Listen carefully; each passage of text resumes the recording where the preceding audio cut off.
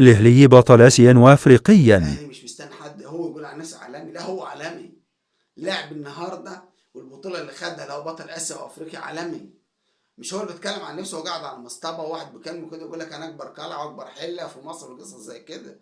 مش بالكلام وحياه ربنا، بالفعل هو هياخد كاس النهارده. اكبر قلعه رياضيه، اكبر في افريقيا وفي اسيا. فمش حد يتقارن بيه بالله عليكم، ومش بالكلام، بالفعل.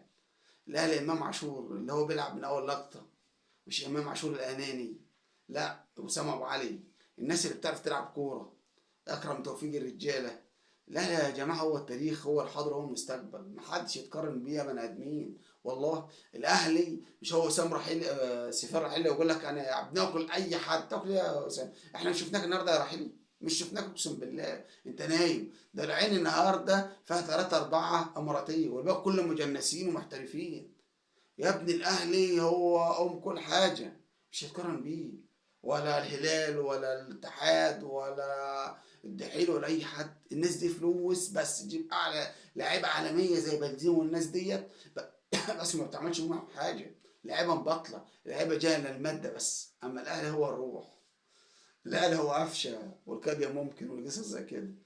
وارحمونا يرحمكم الله.